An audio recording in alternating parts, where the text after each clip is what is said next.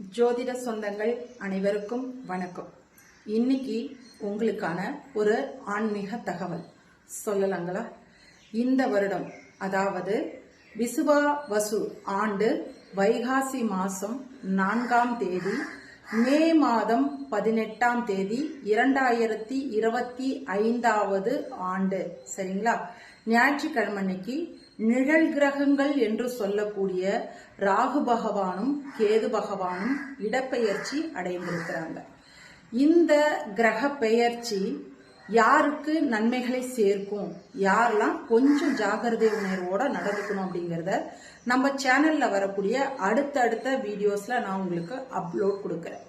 இப்போதைக்கு கிரக பெயர்ச்சி அடைந்திருக்கக்கூடிய கேது பகவான் கன்னியா ராசியிலிருந்து சிம்ம ராசிக்கும், ராகு பகவான் மீன ராசியிலிருந்து கும்ப ராசிக்கும் இடப்பெயர்ச்சி அடைந்திருக்கிறாங்க. சோ இப்போ இந்த வருஷம் ஆல்ரெடியே மே மாசம் 14ஆம் தேதி குரு பகவான் பெயர்ச்சி அடைந்துட்டார்.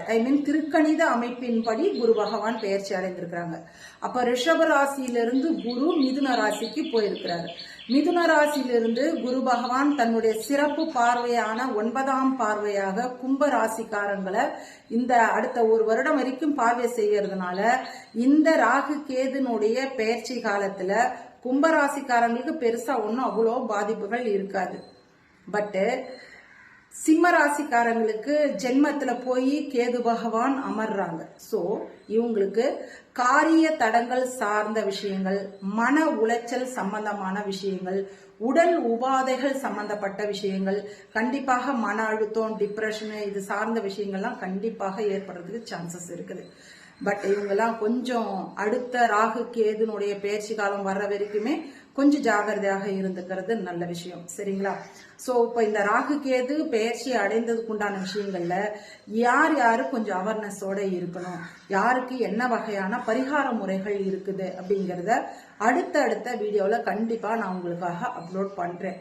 தென் இப்போ சிம்ம ராசிக்காரங்களுக்கு மட்டும் கொஞ்சம் ஜாகிரதை உணர்வோட, எனக்கு தெரிந்து புரட்டாசி மாதம் 15ஆம் தேதி வரைக்கும், அதாவது கோட்சாரத்துல இருக்கக்கூடிய செவ்வாய் கிரகம் கடகராசியிலிருந்து சிம்ம ராசியை தாண்டி கன்னியா ராசிக்கு போகிற காலம் வரைக்குமே கண்டிப்பாக சிம்ம ராசிக்காரங்க கொஞ்சம் ஜாகிரதையாக இருந்துக்கிறது ரொம்பவே நல்லது.